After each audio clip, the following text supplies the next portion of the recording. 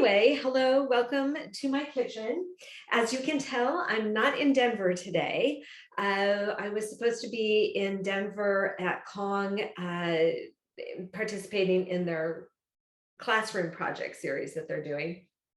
And that got postponed because of this latest COVID variant. So I thought, well, instead of teaching what I would be teaching there, I'll come on and I'll teach it to you guys. So might as well, right? Share the information. That's what it's all about. So what I want to talk about today is mealtime, how to take advantage of feeding your dog to train your dog.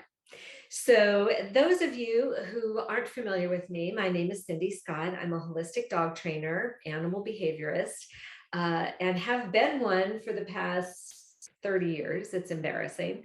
But over that time, I've really tried to simplify the training and condense it and streamline it and make it as easy and as accessible for everyone to do, because not everybody is a professional trainer. And it doesn't help you any if your dog listens to me. They got to listen to you. So I am the laziest dog trainer on the planet and the most practical. So, which leads me to mealtime and why you should take advantage of training your dog as you're feeding your dog. And there's a couple of reasons before we get into it. The first thing is we all have lives. You're busy. I get it. You know, you have other things to do than to train your dog. And frankly, if I've got extra time during the day, I'd rather grab a glass of wine and sit on the couch and watch Netflix with the dogs. And the dogs like that too. Yes, Rudy's wagging his tail. So you have to feed your dog. So why not train them? Dog training is easy to do, but it's easy not to do. It's easy to push till tomorrow, push till next week, push till next year, even though you know that you need to do it. So let's take advantage of it because you got to feed your dog twice a day. So why not do it? Now, the other thing I want you to keep in mind and why I really want you to incorporate the meals as a training exercise is because training is not just in a quote unquote training session. Training is every interaction you have with your dog they're learning. And I think that's one of the biggest myths. People tend to think, well, I'll spend 30 minutes training the dog, or I'll spend an hour training the dog or 2 hours, whatever it is. And you're like, oh, I'm going to go gung ho and I'm going to do this for so long. But then they go out and they play rough with the dog, or they'll play a chase game that's getting the dog all riled up. So it's really encouraging the dog to get too amped up. So what I want to do is I want to give you some ways to start training your dog all day long. Because remember, every interaction you have with them, they're learning how they're supposed to behave. It's not just when you're being intentional about it. Okay. So training, meal times, you have to feed your dog. So why not take advantage of it? Now, the first thing about meal times is every second, especially with young active dogs, my dogs are standing here. Anytime I go in the kitchen, they're like, oh, she's going to feed us. I'm standing here. They're like, is it mealtime, girl? So getting them tired. I have fairly young, active dogs. They're poodles. They want to romp and play, and they have lots of energy. So one of the things we really want to keep in mind, especially the younger and more active your dog is we want to get them tired. Step number one is always wearing out your dog. Okay. A tired dog is a happy owner. If they're asleep, they're not chewing your shoes. They're not digging up your roses. They're not barking at your neighbors. Okay. When they get bored is when they get naughty. So keep that in mind. And we want to be proactive about this. Don't just wait till your dog is digging holes in the backyard and go, okay, what do I do now? Well, you know that he's a terrier or a water dog, so he's probably going to like to dig. So let's preemptively keep him busy, giving him other things to do. So after he's done doing those positive things that you want him to do, he's just going to go conk out, or he's going to quietly chew a bone or something that you want him to do. So as much as I can periodically throughout the day, I want to get them tired. Because again, if they're laying on their bed chewing a bone, they're not getting into trouble. So getting them tired, how do we do that? Mental exercise, mental. Remember, they've done a lot of research on this, and 5 minutes of mental thinking about something is worth about 20 minutes of physical. So yeah, running around the backyard is great, but it's not getting them that tired. And honestly, it's building up their stamina. So maybe the first few times you do it, 30 minutes wears them out. And then it's going to take 40 minutes and then 45. It's like training for a marathon, right? The more you do it, the more stamina you build up. So the mental exercise is what's really going to wear them out. And, you know, think about it. When you've had to think about something, or you've had a busy day at work, and even though you weren't physically doing stuff, but it was a lot of mental, you're exhausted. And that's kind of what we want to do with the dogs. Okay. So how do we do that? Mealtime is a great time. So if, I don't even know where my bowls are. If I put the food in a bowl, it takes them, what, 20 seconds to eat it, and then they're done. Next. Where are those roses I want to dig up? Where are those shoes I want to chew on? Okay. So we want to take that meal and really make them work for it, mentally and physically. And yes, you know, in fact, I have one of the slow feeder bowls. Slow feeder bowls are great, but again, that's only going to slow them down a little bit. Now maybe it's going to take him 30 seconds instead of 10 seconds to eat, or maybe a minute instead of 10 seconds, whatever. Don't make me remember numbers. So we want to prolong that as much as we can. And the other reason we want to use their meals, I don't want to use a lot of treats. I want them to work for their food. So I don't want to be giving them a lot of fatty treats and other things that may not be that great for them. And also, if they can just get their food out of a bowl, they're not going to work to get it. They're trust fund puppies. They don't have to work for a living. They gotta, you know, you put money in their bank account every month, so they don't have to work. No, they have to work now. They have to think about it, and they have to physically do it. Okay. So, so instead of just putting the food in a bowl, we can make them do some training exercises. What training exercises should we do, Sid? Good question. So getting their meal. My dogs are like, yay, it's dinner time in the middle of the day. So what I do is I will just take the meal portion, whatever it is, like if they're getting, you know, a scoop twice a day or 2 scoops twice a day, whatever it is. So I put it in here. So I know that they're getting the calories that they should be getting. Now with puppies, we want to make sure that they get enough. And with adult dogs, we want to make sure they don't get too much. So by putting it in the bowl, you know, scooping it out and monitoring how much they get, I know that they're getting a minimum amount of calories or a maximum amount of calories. Okay. So like that, he got excited. He's like, it's in the middle of the afternoon, I'm getting dinner. He got excited. He jumped for it. I just pulled it away. I didn't say anything. I didn't make a big deal. I just pulled it away. So now not only does he not get it, it goes away. And so he's like, oh. My son just got home. So he knows he has to sit for it. Okay. Hey, sweetie. Hey. How's it going? Good. I'm live streaming. So how do you feed him? So I've got it in the bowl. I know how much of a portion that they're going to be getting. So I could just take handfuls of it and make them do stuff. Move the bag out of it. And full disclosure, Iggy is on steroids right now. He's on prednisone and cortisone because of his Addison's disease. So that's why he's super mondo hungry. And sometimes I know the feeling when you're so hungry, you just can't help yourself, right? So I could make him do stuff for it. even just sitting, maybe I give them a little piece of kibble at a time, or I'll give them 2 pieces, whatever I want to do. I could do, some downs. I could do some doggy push-ups with it. I could do maybe some come and some sits.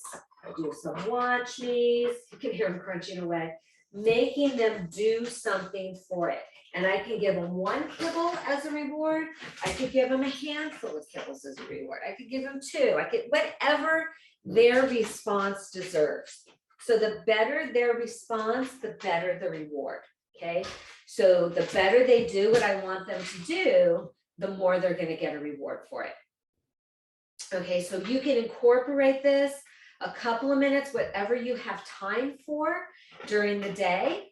I'll even break the kibbles in the house. I can't do this one. If you have just a couple minutes, make them do just a couple of things, and then you can take the rest of it and put it in a Kong. Okay, smash it into a Kong, what's left over, and maybe smash a little banana on top, or a little sweet potato, or whatever you've got, just to make it a little bit more challenging for them to get out. So getting it out of the Kong, depending on how you stuff the Kong, it may take them 5, 10, 20 minutes to get their meal out of this. So again, that's 20 minutes that they're not digging in the roses, that they're not barking at your neighbors, that they're not whatever, fill in the blank. Now you can take it a step further and you can freeze them. So what I do, I'm just going to my fridge here. I got some free stuff in here, possibly. I can find it. I can find it. It's buried in my freezer. You don't want to see my freezer. But I will pre-stuff them with some water, with a little bit of chicken in there, with some yogurt. You cannot have it, mister. He's starving. He's just starving. And then so they're pre-done, so I don't have to stop and stuff. They're already pre-done. I can just grab and give it to them. So that's another option that you have, again, depending on your days, your schedule, what you have time for. Now, when you give it to them, again, they have to at least do a sit. Rudy knows. They have to do at least a sit. They have to say please and thank you. So if nothing else, they're learning to sit nicely for whatever it is that they want. If they're sitting, they're not doing this jumping thing, unless your dog is on prednisone and they're absolutely starved to death because they think they're not getting another meal. And he almost we about lost him about a month ago now, because of the Addisons. It was super scary. So anyway, I like this one. This is a different design and it went straight through. So I'm just putting it in there. And even if you just put it loose, and you can pack it in there, and if you can see that a little bit. So it's just a little bit more challenging for them to get the food out than just eating it out of a bowl, okay? Plus they have to think about it. And then I don't know if you can see Iggy, but he is rolling it around, trying to get what's left out of the Kong, which is gonna keep him busy again. So once he gets all the stuff out, then maybe another 10, 15, 20 minutes, if you're lucky, to get the remainder. Okay? Or just to play with it. Because there might be something you didn't. I know, you're starting. Poor Roo, he just steals all your stuff. And then your other option, depending on your time, you can make them do stuff and then give them the whole bowl. So you could have them do like a sit, touch, touch, good boy. And then he gets the bowl, okay? And then you could do some resource guarding even by picking up the bowl, sit, and then giving it to him, okay? So resource guarding, how we work on that is we're teaching them for us to take their stuff away, because we take it away, we give them a treat, we give it back.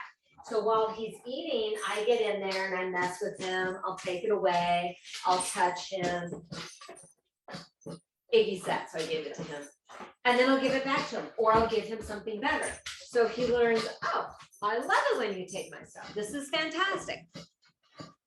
So mealtime, it's the same amount of time. We're just being intentional with it. So it's the same 15 minutes that you're going to feed your dog, whether you do all this training or not. It does take a little bit more effort. It does take a little bit more thinking and mindfulness on our part. But once you start getting in the habit of doing it, it becomes a habit. And that's really what it is. It's creating the habits for us just as much for the dogs. Because the more consistent you are, the more consistent they're going to be. That's all there is to it. Okay. So mealtime. Did you guys finish? I know you got lunch today. Lucky dogs. Meal times. You got to feed your dog anyway. So take advantage of it. Make them do some stuff for the meals before you put the, before you put the bowl down. Make them do something for that, or put it in a Kong. Or 2 or 3 Kongs. You know, if you've got a big dog and they get a lot of food, maybe you're going to put it in several Kongs. That's fine. Whatever works for you. Take all of this and tweak it to what works for you. But remember, make them work for it. So we're building habits. We're also wearing them out. That's really important. Remember, a tired dog is a happy owner. If your dog is getting into mischief, if they're stealing things, if they're digging holes, if they're barking at the neighbors, it tells me that they're bored, okay? And especially these young active dogs, remember what your dog was bred for. A herding dog is not just going to lay on the couch and watch Netflix all day. It's not going to happen, okay? Especially these young dogs. Adolescent dogs.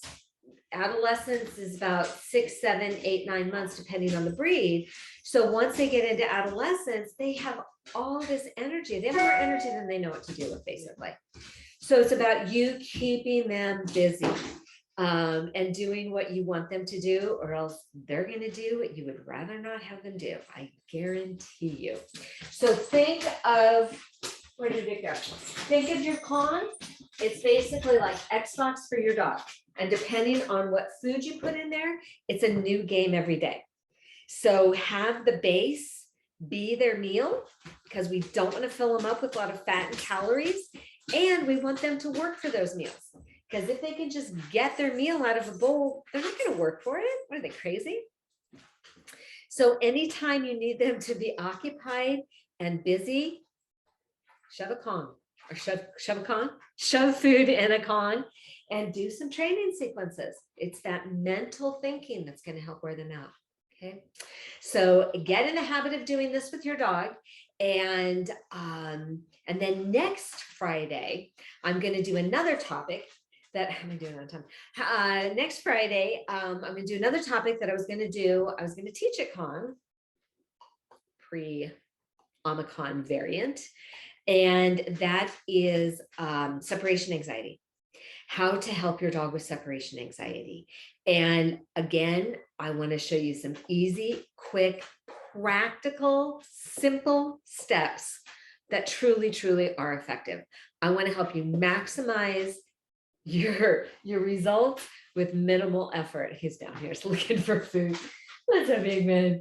Because that's what it's about. You know, you all have lives and things that you're doing. So I want to give you some tips to integrate this into said life. So if you have questions, please let me know. So drop me a comment. Let me know if you have questions. Let me know if there's something you would like, a topic you would like more information on, and we will we'll do it. That's what it's all about, right? So anyway, thanks for hanging out with me for a little bit. Go feed your dog, go play with your dog, and till next time, have a great day. Bye.